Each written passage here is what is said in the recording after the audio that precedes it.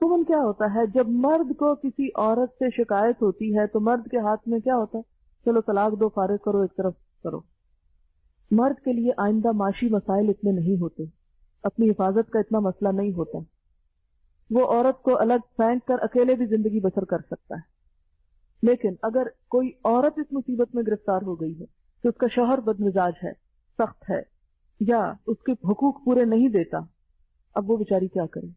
اسلام نے یہ نہیں سکھایا کہ وہ اس سے طلاق لے لے، اگرچہ خلا کا رستہ رکھا، لیکن پھر بھی معاشرے کی مجموعی بہتری کے لیے یہاں کیا سکھایا جا رہا ہے کہ کوئی حقوق کی کمی بیشی کر کے آپس میں کوئی راضی نامہ ہی رکھیں، کیونکہ عورت دوسری آپشن سوچے، اگر وہ طلاق لے لیتی ہے تو اس کے بچوں کا کیا ہوگا؟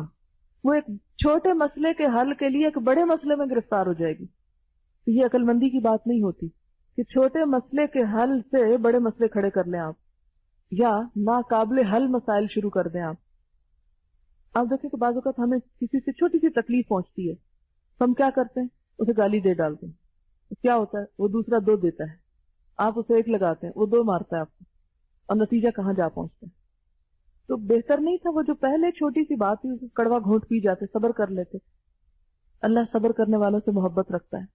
کسی سے چھوٹی سی تکلیف پہنچی، آپ نے غصے میں بڑا شدید ریئیکشن ظاہر کیا، اب جب آپ اس کو دیکھتے ہیں تو پریشان ہوتے ہیں، شرمندہ ہوتے ہیں، دل میں کڑتے رہتے ہیں، ایک ماحول پلوٹ ہو گیا، کیا پایا آپ نے؟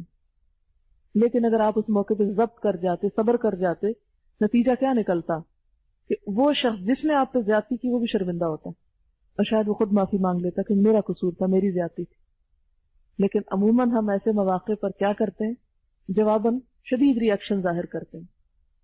وہ وقتی طور پر تو شدید ریئیکشن ہم نے کر لیا، پایا کیا؟ انسان دیکھے حاصل کیا ہوا؟ ہم پاتے نہیں، پھر کھو دیتے ہیں۔ تو ایسی تمام خواتین جو اپنے شوہروں کے ہاتھوں تنگ ہوں، ان کا یہاں حل بتایا جا رہا ہے کہ وہ تھوڑے سے صبر سے کام لے لیں، تھوڑے سے اپنے حقوق کو جانے دیں، اللہ دیکھ رہا ہے، اللہ اس کا بدلہ ضرور دے گا۔ اس کا حل صرف یہ نہیں کہ آپ گھر چھوڑ کے بھاگ جائیں یا جواباً شوہر کو پیٹنے لگے، وہ تو گھر نہ ہو جائے گا، ایک کشتی خانہ ہو جائے گا، ایک دنگل ہو جائے گا۔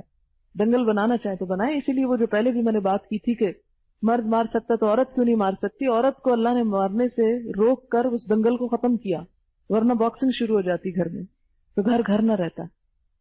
تو یہاں پر کسی بھی نزاع کے موقع پر، جھگڑے کے موقع پر، فساد کے موقع پر، بد اخلاقی کے موقع پر، بد سلوکی کے موقع پر جب ایک شخص زیادتی کر رہا ہو تو جواب میں تھوڑے سے دھیمے ہونے میں آپ کی کوئی بے عزتی نہیں۔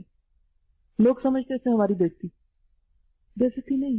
حدیث میں آتا ہے من تواضع للہ رفعہ اللہ، جس نے اللہ کے لیے عاجزی اختیار کر لی، تواضع اختیار کر لی، اللہ اس کو بلندی دے گا، اللہ اس کو بڑا کر دے گا، وہ چھوٹا نہیں رہتا۔ ایک دانہ گندم کا ایک دانہ ہوتا ہے، جب وہ مٹی میں ملتا ہے تو اس سے 700 دانے بنتے ہیں۔ اگر وہ اکڑا رہے اور کہ میں مٹی میں نہیں جاتا، میری اس میں ذلت ہے، میں شیشے کی بوتل میں رہنا چاہتا ہوں، 100 سال بھی شیشے کی بوتل میں رہے تو کھایا جائے گا اندر سے، اوپر سے خالی خول کھڑا رہے گا، اندر سے کھا لیا جائے گا، اور اس سے 700 کبھی نہیں بنیں گے۔ تو جو لوگ زندگی میں تکبر کا رویہ اختیار کرتے ہیں، اپنی انا کے خول میں رہتے ہیں کہ جی ہم بڑی شے ہیں، وہ کچھ نہیں پاتے۔ تھوڑا جھک جانا، تھوڑا عاجزی اختیار کرنا۔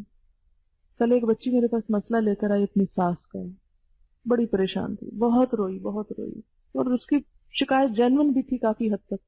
میں نے اس سے کہا کہ دیکھو جو تم کہہ رہی ہو میں اس کو 100% درست کہتی ہوں کہ تم واقعی مظلوم ہو، لیکن اب تم اپنی بزرگ ساس کے مقابلے میں ینگ بلڈ ہو، وہ عمر کے اس حصے میں پہنچ چکی ہے کہ جہاں وہ بیمار بھی ہے، جہاں وہ انسیکیور فیل کر رہی ہے، جہاں وہ توجہ چاہتی، وہ محبت چاہتی ہے، اس کی میموری بھی خراب ہو چکی ہے۔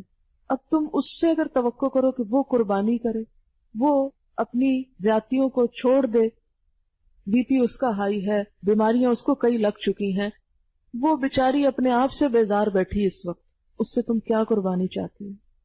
اس وقت تمہاری عمر ہے قربانی دینے کی۔ میں نے کہا سب کچھ بھول جاؤ، جو کچھ انہوں نے تمہیں کہا، یہ جو بھی تم پہ الزام تراشی بھی ہوئی، سب بھول جاؤ اور اللہ کے لیے بھولو، اور جا کے عاجزی سے نہ کیے پہ بھی معافی مانگ لو اور توجہ دو تھوڑی سی۔ وہ توجہ چاہتی، وہ محبت چاہتی۔ آپ دیکھیں کہ جب بوڑھے ہو جاتے ہیں نا، جسمانی طور پر ان میں کوئی کشش نہیں رہتی، نمبر 1۔ نمبر 2، اخلاقی طور پر بھی عموماً بوڑھوں میں کشش نہیں رہتی کہ وہ بہت بولنا شروع کر دیتے ہیں، بد زبانی کرتے ہیں، چڑچڑے ہو جاتے ہیں، بیمار ہو جاتے ہیں، بد اخلاق ہو جاتا ہے۔ اب بد اخلاق شخص میں کیا ہے؟ کوئی کشش نہیں، کوئی اس کے پاس پھٹکنا نہیں چاہتا، حتیٰ کہ اپنی اولاد بھی نہیں پاس لگنا چاہتی۔ وہ بیچارہ اپنے لیے خود ایک جہنم تیار کر چکا ہے، لیکن وہ مجبور ہے، کمزور ہے، اب اسے ہیلپ کرنا ہے، اسے نکالنا ہے اس سے باہر۔ تو ترس کرو اس بوڑھے انسان پہ جو اس کنڈیشن کو پہنچ چکا ہے، اسے اپنے مقابلے پہ لا کے مت سوچو، اپنی ریزننگ، اپنا انٹلیکٹ اور اپنی عقل مندی اور اپنی ہوشیاری اس پہ مت پرکھو، مت کمپیئر کرو۔ تم عمر کے کسی اور حصے میں اور وہ کسی اور حصے میں ہے۔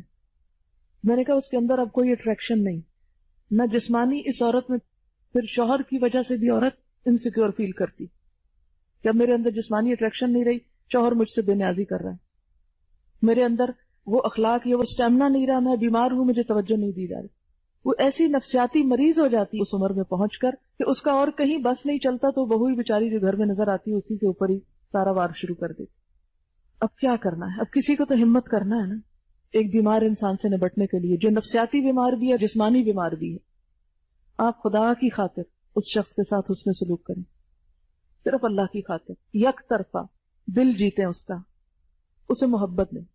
ساس کے ساتھ معاملہ کرنے کا واحد طریقہ اس کو توجہ دینا، یہ دیکھنا کہ یہ توجہ چاہتے ہیں، آپ توجہ دیں گے، آپ محبت دیں گے، اور ڈانٹ کھا کے بھی محبت دے دیں گے تو آپ کا کچھ نہیں جائے گا، گھر کا ماحول ٹھیک ہو جائے گا۔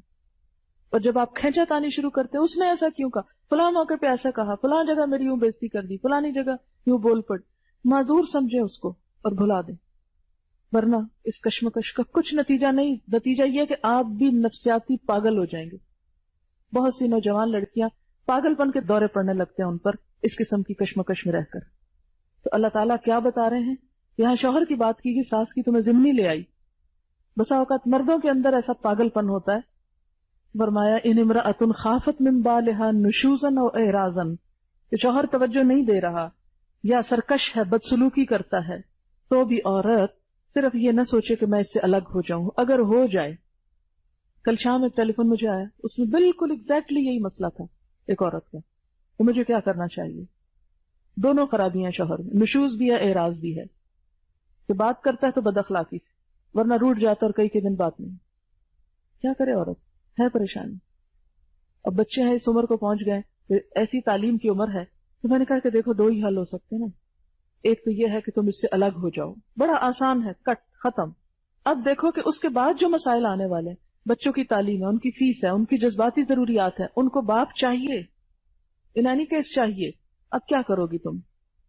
وہ سارے مسائل جو اس مرد کی غیر موجودگی میں پیش آنے والے، اگر وہ زیادہ بڑے ہیں اس بد اخلاقی سے، تو پھر اس پہ صبر کر لو، اور اگر وہ مسائل چھوٹے ہیں تو آگے اللہ تعالیٰ یہ حل بتاتا، پھر الگ ہو جاؤ، مت دلاؤ اپنے آپ کو۔ تو 3 حل بتائے گئے ان آیات میں۔ پہلا حل، فلا جناح علیہما ان یصلحا بینہما صلحا، کوئی حرج نہیں کہ اگر وہ آپس میں اپنے حقوق کی کمی بیشی پر کچھ صلح کر لیں، دونوں طرف سے حکم مقرر کر کے کچھ قربانی کر لیں۔ اور اس میں بھی صرف عورت کو نہیں کہا جا رہا، دونوں کو کہا جا رہا ہے اصلاح کرو۔ والصلح خیر، اصلاح بہتر ہے، صلح بہتر ہے، لیکن صلح کیوں نہیں ہو پاتی؟ وَأُحْضِرَتِ الْأَنفُسُ الشُّحَّ، نفس بخیلی کی طرف زیادہ مائل ہوتے ہیں، خود غرضی۔ شح بخل کی ایک قسم ہے، اور یہ ذرا شدید ہے، خود غرضی کے معنوں میں یہاں ہے، ایسا بخل جس میں ہرس ہو اور عادت بھی بن گیا ہو۔ ہمیشہ آپ دیکھیں گے کہ 2 لوگوں میں اختلاف کی وجہ ہرس ہوتی ہے، ہرس۔ ایک شخص دوسرے شخص کا لحاظ کیے بغیر صرف اپنا مطالبہ پورا کرنا چاہتا ہے، اپنی ضرورت پوری کرنا چاہتا ہے، اپنا فائدہ چاہتا ہے، اور اس ذہنیت سے ایک شخص دوسرے سے غیر مطمئن ہو جاتا ہے۔ تو صحیح مزاج کیا ہے؟ حل کیا ہے؟ کہ دونوں فریق ایک دوسرے کی معذوری کو سمجھیں اور رعایت کریں، دوسرے کو معذور سمجھیں اور معاف کر دیں، کوئی بات نہیں۔ جب پتا ہے کہ میاں میں یہ کمزوری ہے تو اس کی کمزوری کو، آپ دیکھیں کہ بعض لوگ جسمانی طور پر ہینڈی کیپ ہوتے ہیں، بینائی نہیں، دیکھتے نہیں، اندھا ہے، بازو ٹوٹ گیا، پاؤں لنگڑا ہے، کوئی اور خرابی ہے، تو انسان ان کے ساتھ بھی تو نبھا کر لیتا ہے نا۔ تو کچھ لوگوں کے اندر جسمانی نہیں نفسیاتی ہینڈی کیپ ہوتا ہے، اور اس کے پیچھے ایک لمبی ہسٹری ہوتی ہے، بچپن کی محرومیاں ہوتی ہیں، کوئی ظلم و تشدد ہوتا ہے، وہ لاشعور میں دبتا گھٹتا رہتا ہے، اور پھر شادی کے بعد بیوی پہ نکلنے کا موقع مل جاتا ہے اس کو۔ بعض بچوں کو ماں سے اٹینشن نہیں ملتی، وہ بیوی سے دگنی اٹینشن چاہتے ہیں، ماں والی بھی چاہتے ہیں اور بیوی والی بھی چاہتے ہیں۔ اب بیوی بیچاری کیا کرے، اپنے بچوں کو اٹینشن دے یا میاں جو بچہ بنا ہوا ہے اس کو اٹینشن دے؟ پھنس جاتی ہے بیچاری۔ لیکن اب حل کوئی نہیں، یہی سمجھے کہ ہینڈی کیپ ہے میاں کا، معذور میاں مل گیا ہے۔ جسمانی طور پر معذور شخص سے ہم گزارا کر لیتے ہیں تو نفسیاتی معذور سے بھی تھوڑا گزارا کر لیں، اس کی جزا اللہ آپ کو دے گا۔ آپ دیکھیں کہ جذبات کی قربانی سب سے بڑی قربانی ہے، سب سے بڑی قربانی۔ مال کی قربانی بھی انسان دے دیتا ہے، لیکن جذبات کی قربانی ناممکنات میں سے ہوتی۔ کیوں؟ اس لیے کہ مثلا مال ہے نا، تو ایک دفعہ دیا تو بس گیا، ختم ہو گیا، بھول گئے آپ اس کو، لیکن جذبات جو دل میں بیٹھا ہے اسے کیسے نکالیں؟ اسے اپنے سے کاٹ کے الگ کر نہیں سکتے نا آپ، مصیبت ہے۔ آپ کا ہاتھ پاؤں خراب ہو جاتا ہے تو اس کے تو کاٹ سکتے ہیں آپ، یہ کچھ چیزیں ایسی ہوتی ہیں جن کو آپ کاٹ نہیں سکتے۔ تو جہاں انسان جذبات کی قربانی دیتا ہے، اور تھوڑے دن کی بات ہے نا، بہت جلدی چلے جانا یہ سب کچھ چھوڑ کے، اس کی قربانی بھی، اس کی جزا بھی بہت بڑی ہے۔ اسی لیے کہا نا کہ پہلوان وہ نہیں جو اپنے مد مقابل کو ہرا دے، پہلوان وہ جو غصے میں اپنے آپ کو ہرا دے، اپنے آپ کو کنٹرول کر لے، اس کا درجہ زیادہ بڑا ہے۔ فرمایا کہ ان ساری جذباتی کشمکش کے باوجود کیا کرو، صلح ہی کر لو تو اچھا ہے۔ والصلح خیر، بڑی بھلائی ہے صلح میں۔ واحضرت الانفس الشح، لیکن اتنے خود غرض ہوتے ہیں، ہر انسان اپنا مطالبہ چاہتا ہے، وہ کہتا ہے کہ میں کیا کروں، مجھے اٹینشن ملنی چاہیے، میرا حق زیادہ ہے، میری جذباتی سیٹسفیکشن ہونی چاہیے۔ فرمایا احضرت الانفس الشح، کوئی نہیں، اللہ کی خاطر تھوڑی سی قربانی کرو، ہمت کرو۔ وَإِن تُحْسِنُوا، اگر تم اچھا کرو گے، احسان کرو گے، وَتَتَّقُوا، اور تقوی کرو گے، فَإِنَّ اللَّهَ كَانَ بِمَا تَعْمَلُونَ خَبِيرًا، تو یقیناً اللہ تمہارے اس طرز عمل سے بے خبر نہ ہوگا۔ اگر انسانوں نے قدر نہیں کی تو کوئی بات نہیں، اللہ بے قدری نہیں کرے گا، وہ اس کا صلہ کئی گنا زیادہ دے گا۔ اچھا، ہم عموماً کیا کرتے ہیں جب کوئی مسئلہ حل کرنا چاہتے ہیں تو پچھلے قصے چھیڑ بیٹھتے ہیں۔ کئی دفعہ ایسا ہوتا ہے میاں بیوی آپس میں جھگڑتے ہیں تو پچھلی باتیں کھودنا کریدنا شروع کر دیتے ہیں۔ تو میرے پاس کبھی کوئی آئے مشورہ لینے میں ہمیشہ اس کو سمجھاتی ہوں کہ دیکھو، اگر تم چاہتی ہو کہ میاں کے ساتھ تعلقات درست ہوں تو اس کی پچھلی ساری غلطیاں بھولو، اس کو ایک کا بھی احساس نہیں دلانا، پچھلی کوئی بات نہیں کرنا، خواہ وہ کتنی زیادتی کر چکا۔ کیونکہ جب بھی ان میاں بیوی کے درمیان کوئی جھگڑا ہوتا ہے، لڑائی ہوتی، پھر صلح ہوتی ہے، پھر ایک دوسرے کو معاف کرنے کی بات ہوتی، تو معاف کر کے پھر آپ یاد کرا رہے ہیں، یہ کیا کر رہے ہیں؟ جس چیز کو آپ نے کسی کی معاف کر دیا پھر آپ اسے کیوں یاد کروا رہے ہیں کہ یہ تم نے فلانے موقع پہ بھی ایسے کیا تھا؟ نہیں، اس کو بار بار مت چھیڑیں۔ جب دفنا دیا تو دفن ہی رہنے دیں، گڑے مردے اکھاڑنے سے کیا حاصل ہوگا، کیا ہاتھ میں آئے گا؟ مٹی۔ جب آپ کسی مسئلے کو حل کرنے کے لیے پچھلی بھی باتیں اٹھا بیٹھتے ہیں تو ہوتا کیا ہے؟ ذرا حالات اور تلخ ہو جاتے ہیں اور بغیر کسی نتیجے کے ختم ہو جاتے ہیں، کوئی فائدہ نہیں ہوتا۔